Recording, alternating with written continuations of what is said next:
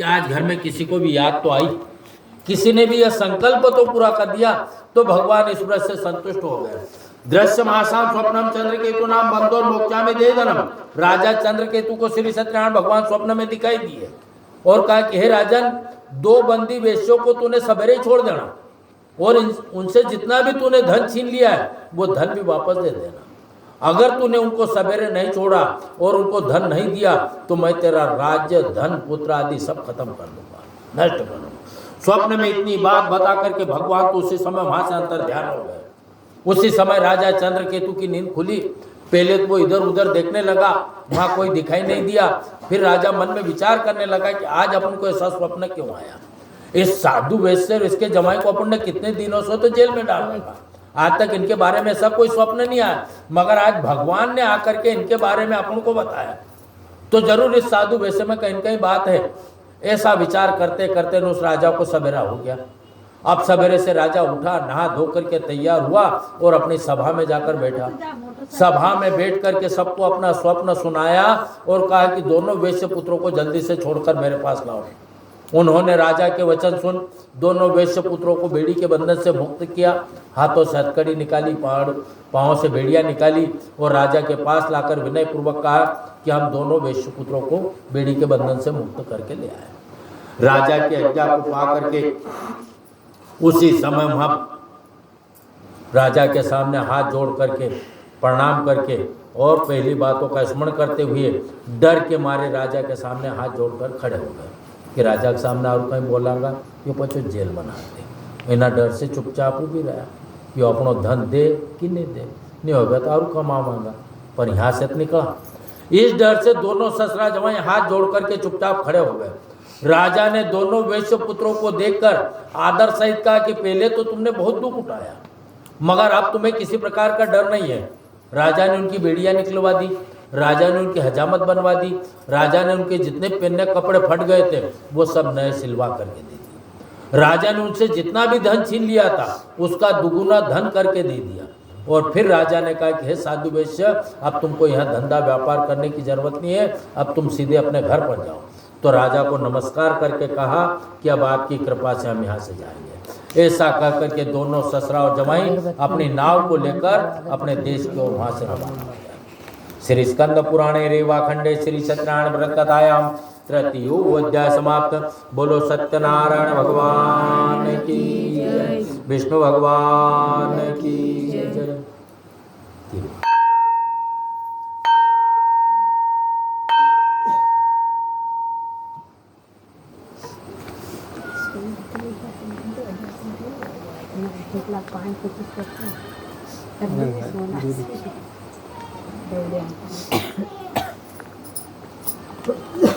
फिर चावल है।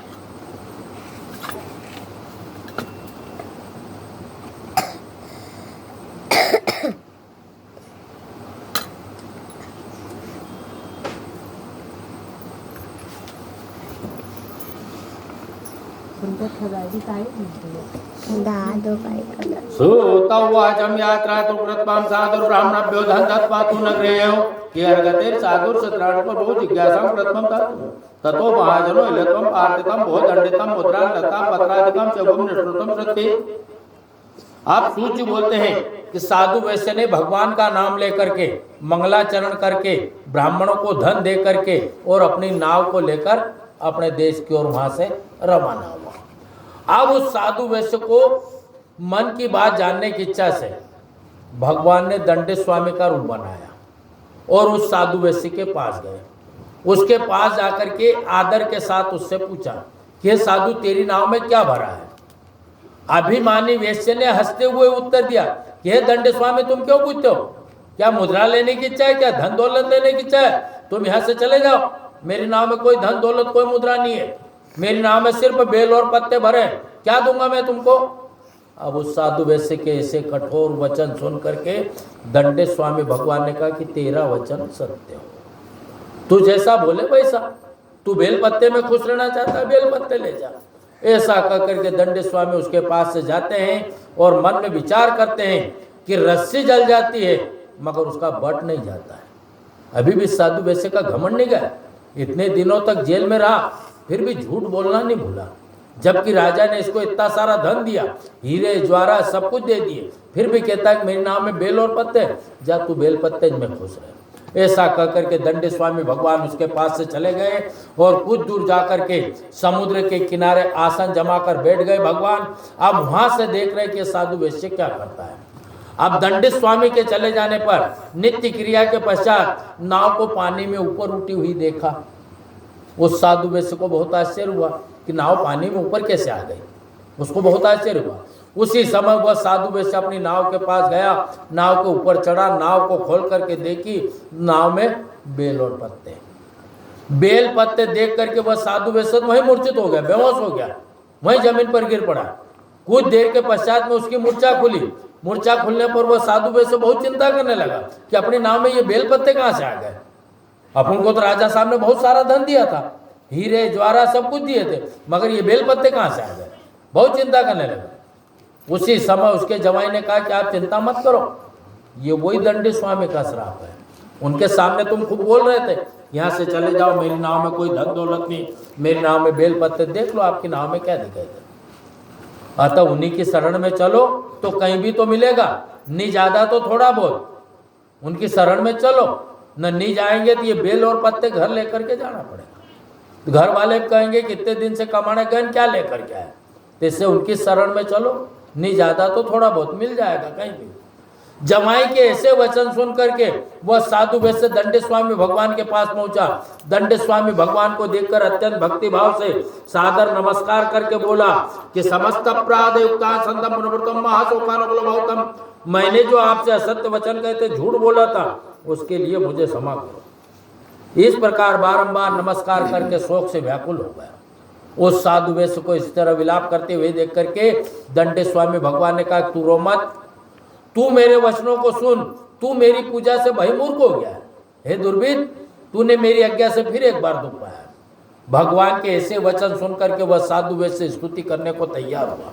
साधु बोला कि हे भगवान, आपकी माया से मोहित हुए ब्रह्मा आदि देवता भी जब आपके रूप को नहीं जान सके तो मैं तो एक साधारण सा साधु वैश्य हूँ, आपकी माया को कैसे जान सकता हूँ। आप प्रसन्न हो जाइए, मैं धन ऐश्वर्य के अनुसार आपकी पूजा करूँगा। त्राहिमाम शरणागत त्राहिमाम शरणागत, मेरी रक्षा करो और पहले के समान मेरी नाव में जितना धन था उतना मेरी नाव में धन कर दो, उससे ज़्यादा मुझे नहीं चाहिए। वो साधु वैश्य के भक्ति से भरे हुए वचन सुन करके भगवान उससे प्रसन्न हो गए। उसकी इच्छानुसार वर देकर भगवान वहाँ से अंतर ध्यान हो गए। उसी समय वह साधु वैश्य अपनी नाव के पास गया, नाव के ऊपर चढ़ा, नाव को खोल करके देखी, नाव धन से भरी पूरी जैसे के तैसे दिखाई दी।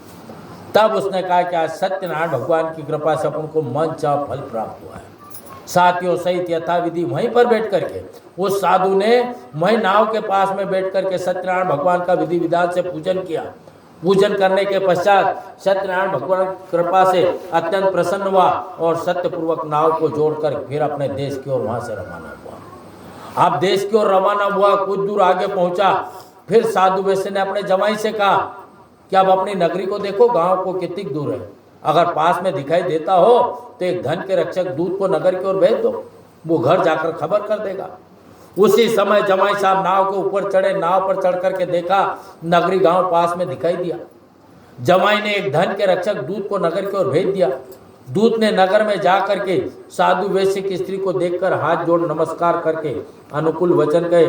लक्ष्मण साधु वैश्य जामात तथा बंधु बांधव सहित नगर के समीप समुद्र के किनारे आ गए। अब दूत के ऐसे वचन सुन करके वह साधु वैश्य की स्त्री बहुत प्रसन्न हुई। वो अपने घर पर भगवान का पूजन कर रही थी। पूजन करते करते अपनी कन्या से कहा कि हे पुत्री, तुम्हारे पिताजी और जमाई समुद्र के किनारे आ गए, तो मैं तो उनके दर्शन के लिए जा रही हूँ, मगर तुमने भी ये भगवान का पूजन समाप्त करके जल्दी से आ जाना। इतना बोल करके माता जी तो चली गई। अब कन्या को भी तो जाने की जल्दी, वो जल्दी से नहा धो करके तैयार हुई, भगवान का जैसे तैसे जल्दीबाजी में पूजन तो समाप्त कर दिया, मगर भगवान के सामने जो प्रसाद रखा हुआ था उस प्रसाद को छोड़ करके वह कन्या अपने पति को देखने चली गई, जिससे भगवान रूठ गए कि आज इस कन्या ने इस प्रसाद को छोड़ दिया है तो संसार में भी इस प्रसाद की कोई मान्यता बकत नहीं रहेगी। इसलिए आज ही इसको कहीं कहीं सबक देना चाहिए। तो भगवान ने क्रोध करके उसके पति को और नाव को दोनों को पानी में डुबो दिया। अब कलावती कन्या समुद्र के किनारे गई, वहां जाकर के देखती है तो उसका पति और नाव उसको डूबते हुए दिखाई दिए। डूबते हुए देख करके बहुत शोक से रोती हुई वो तो जमीन पर जा पड़ी। इसी तरह कन्या को रोती देख और नाव को डूबती हुई देखा, साधु वैश्य ने भया तो रोका कि क्या आशीर्वाद।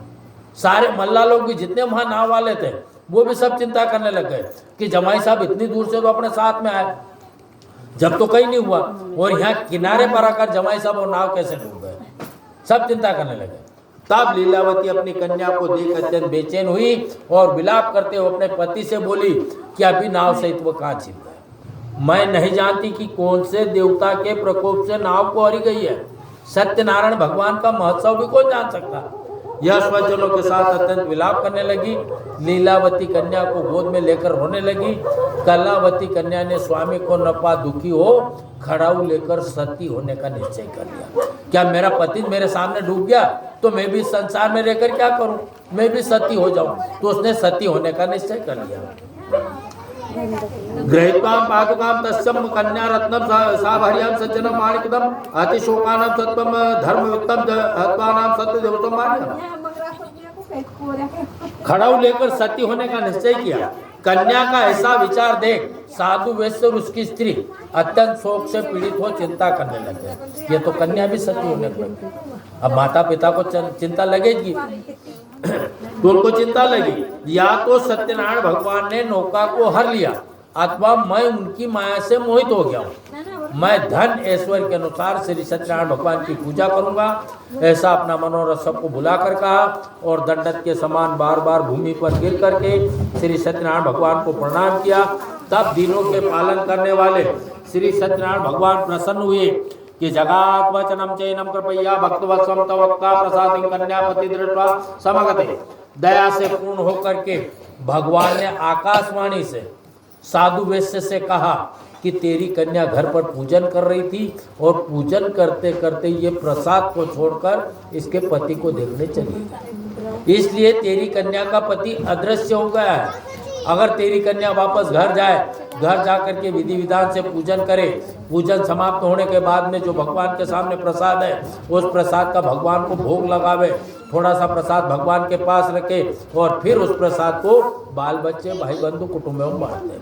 थोड़ा सा प्रसाद तेरी कन्या ले ले और उसके बाद क्षमा याचना मांग करके वापस यहाँ आएगी तो तेरी कन्या का पति मिल जाएगा। अब आकाशवाणी से भगवान ने साधु वैश्य को इतनी बात बताई। उसी समय दौड़ता हुआ साधु वैश्य अपनी कन्या के पास गया। कन्या सती होने की तैयारी कर रही थी। साधु वैश्य ने अपनी कन्या से कहा कि हे पुत्री तुम अभी सती मत हो, मेरी एक बात सुनो, पहले तुम घर जाओ, घर जाकर के भगवान का पूजन करना विधि विधान से।